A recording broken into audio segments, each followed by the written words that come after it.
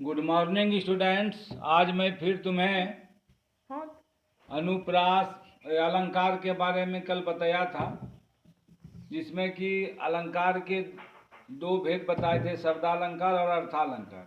आज मैं तुझे शब्दालंकार के बारे में बता रहा हूँ। शब्दालंकार के तीन भेद होते हैं। शब्दालंकार के तीन भेद होते हैं। पहला अनुप्रास अलंकार, यमक अलंकार, सलेश अलंकार। ये शब्दालंकार के तीन भेद है। अब फिर मैं तुम्हें अर्थालंकार के तीन भेद है उसका भी बता पाएंगे। अभी अनुप्रास अलंकार के बारे में बता रहा हूँ। अनुप्रास अलंकार, यमक अलंकार, सलेश अलंकार। अनुप्रास अलंकार, जब काव्य में किसी वर्ण की आवृत्ति एक से अधिक बार होती है तब अनुप्रास अलंकार होता है।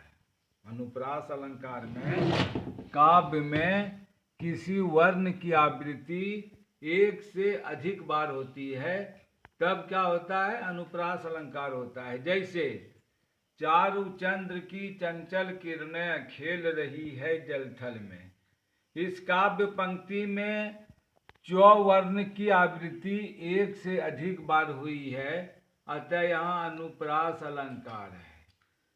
दूसरा उदाहरण देखिए, कानन कुंडल कुंचित केसा। इसमें भी को का ही हुआ है आवृत्ति एक से अधिक बार।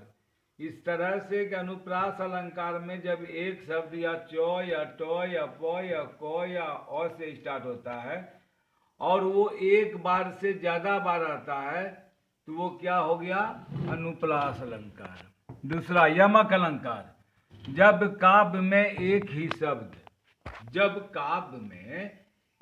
शब्द दो बार आता है और दोनों बार अर्थ अलग अलग हो तब वहाँ यमक अलंकार होता है। जैसे कनक कनक ते सौ गुनी मादकता अधिकार, या खाए बौराय नर वा पाए बौराय। इस दोहे की प्रथम पंक्ति में कनक शब्द दो बार आया है। कनक कनक दो बार आया है, परंतु दोनों बार अर्थ अलग अलग है। एक कनक का अर्थ है धतूरा और दूसरे कनक का अर्थ होता है सोना। अतः यहाँ यमक अलंकार। यमक अलंकार के बारे में, जब काव्य में एक ही शब्द दो बार आता है और दोनों बार अर्थ अलग अलग हो तब वहाँ यमक अलंकार होता है। जैसे कनक कनक ते सौगुनी मादकता अधिकार, या खाए बौराय नर वा खाए बौराय। इस दोहे की प्रथम पंक्ति में क्या हुआ है? कनक शब्द दो बार आया है। एक कनक हो जाता है धतूरा, एक कनक हो जाता है सोना। तीसरा दूसरा उदाहरण, और तीन बेर खाती थी वे तीन बेर खाती थी। यहाँ बेर के दो अर्थ है। एक स्वादिष्ट फल हो गया बेर और एक हो गया आपको समय, बेला। इसलिए इस तरह से अगर आवे कनक कनक ते सौ गुनी मादकता अधिकार, या खाए बौराय नर वा पाए बौराय। कोई एक कनक का अर्थ है धतूरा और दूसरे कनक का अर्थ। दूसरा उदाहरण, तीन बेर खाती थी वे तीन बेर खाती थी। यहाँ बेर के दो अर्थ है।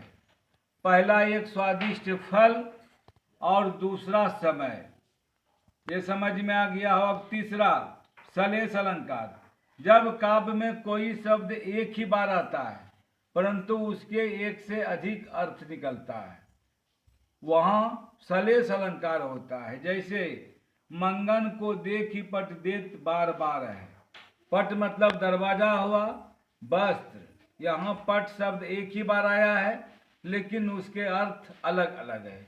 इस प्रकार यमक अलंकार में शब्द दो बार आया है परंतु दोनों बार अर्थ अलग अलग होता है। लेकिन सलेश अलंकार में जब काव्य में कोई शब्द एक ही बार आता है परंतु उससे एक से अधिक अर्थ होते हैं तब वहाँ सलेश अलंकार होता है। जैसे मंगन को देखी पट देत बार बार है। मन पट मतलब दरवाजा और एक पट का मतलब वस्त्र। यहाँ पट शब्द एक ही बार आया है लेकिन उसके अर्थ अलग होता है। इस प्रकार बच्चों तुमको आज अलंकार के भेद के बारे में, अनुप्रास अलंकार, यमक अलंकार और सलेश अलंकार, इसी तीनों को परिभाषित करके बताया। अनुप्रास अलंकार जब काव्य में किसी वर्ण की आवृत्ति एक से अधिक बार होती है तब अनुप्रास अलंकार होता है। एक से अधिक शब्द काव्य में किसी वर्ण की आवृत्ति, जैसे चारु चंद्र की चंचल किरणें खेल रही है जल तल में, इसमें चौवर्ण की आवृत्ति एक से अधिक बार हुई है, अतः यहाँ अनुप्रास अलंकार है। यमक अलंकार जब काव्य में एक ही शब्द दो बार आता है और दोनों बार अर्थ अलग अलग हो जाता है तब वहाँ यमक अलंकार होता है। जैसे कनक कनकते सौगुनी मादकता, शब्द एक ही आया लेकिन उसका अर्थ अलग अलग हो गया। कनक मतलब सोना हुआ और एक धतूरा हुआ।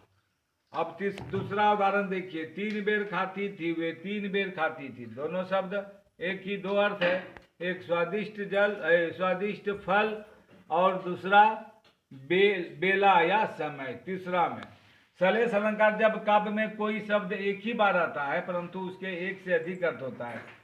पहला में जो देखा तुमने यमक अलंकार में दो बार अर्थ अलग अलग होता है, शब्द दो बार आया लेकिन उसका अर्थ अलग अलग होता है। लेकिन सलेश अलंकार में क्या होता है, कोई शब्द एक ही बार आता है लेकिन उसका एक से अधिक अर्थ होते हैं, तब वह सलेश अलंकार होता है। जैसे मंगन को देखी पट देत बार बार है, यहाँ पट का एक दरवाजा हुआ और एक पट का वस्त्र हुआ।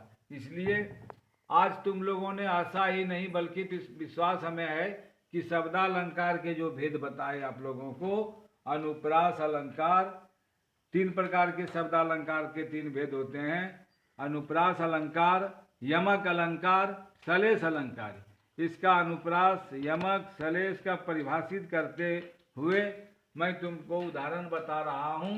आशा है कि तुम इस अलंकार को समझ गया होगा। अब मैं